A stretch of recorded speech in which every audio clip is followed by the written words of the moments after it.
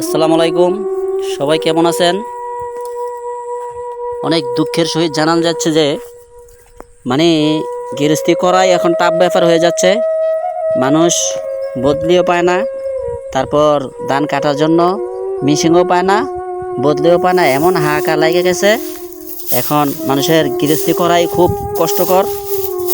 এখন এত রৌদ্রের মধ্যেও আমার চাচা আইসা ক্ষেতের লাইলে বসে রয়েছে গাড়ির জন্য, এই ধান কাটান মিশিংয়ের জন্য বদলি পায় না, যার কারণে মিশিংয়ের জন্য মিশিং কোন দিক থেকে কোন দিকে চলে যায় ঠিক মতো বলা যায় না। মানে যেদিকে পায় ওদিকে চলে যায় ভালো মতো। লোক যদি না থাকে, সকালে আসছে, সকালের থেকে এখনও বসে রয়েছে না খাইয়া, ঠিক আছে। তো এখন মানুষ গৃহস্থী কীভাবে করবে যদি এত লস হয়? ধানেরও ঠিকমতো দাম পায় না, তারপরে তো বদলি তো পাই না, চারিদিক দিয়ে সমস্যা। মানে তুফানও নষ্ট করে, মানুষেও নষ্ট করে, এরকম অবস্থা। এখন আমার দুলাল চাচার মুখে কিছু একটা শুনবো, দেখি উনি কি বলে। আসসালামু আলাইকুম, কেমন আছেন চাচা? আসসালামু আলাইকুম। ওস্তাদ, এই গৃহস্থী করে আমরা বহুত লস খাইতেছি, বুঝলেন?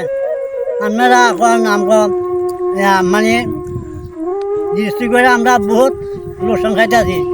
তুফানে পানিয়ে আজকে বেত তলায় নিছে নিয়ে যাক, কিছু আনে মেঘ বৃষ্টি আছে, কিছু রৌদ্র দশে খরা দশে আনে আমরা মিশিংও পাই না, বদলিও পাই না। মানে গৃহস্থী করে কি লাভ হয়? আমার গৃহস্থীর সামনে দা মনে বাদ দিতে হবে। কষ্ট করে আর লাভ নাই, গৃহস্থী বাদ দিলাম, বুঝলেন? ধানেরও ভুট্টারও ধানেরও দাম পাই না। মানে সরকারের বলে দিছে, মানে ধানের দর হয়েছে 900 টাকা, বললি দাম হয়েছে 1000 টাকা।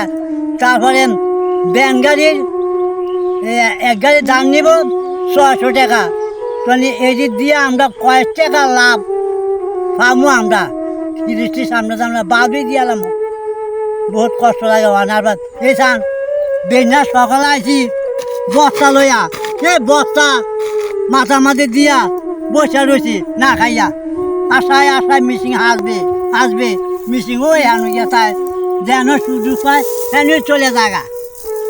কত আমরা অপেক্ষা করুন। খাওয়া দাওয়া তো হয় নাই মনে হয়? খাওয়া দাওয়া তো হয় নাই।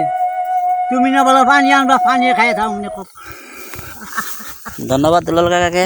তো এখন একজন কৃষকের মুখে শুনলেন যে কত কষ্ট গৃহস্থী করা, তারপর তো ন্যায্য মূল্য যদি না পায় তাহলে তো তাদের কষ্ট লাগবেই।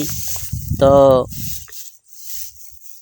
আমাদের এই চকে একটা যদি গোপাট আছে, গোপাটের দিক দিয়ে যদি একটা রাস্তা হয় সুন্দর মতো, তাহলে মানুষ সুন্দর মতো ধান নিতে পারবে। সবার দৃষ্টি আকর্ষণ করছি যাতে গোপটার দিয়ে যাতে একটা রাস্তা তৈরি করে, তাহলে কৃষকের জন্য অনেক উপকার হবে। সবাইকে ধন্যবাদ। আসসালামু আলাইকুম।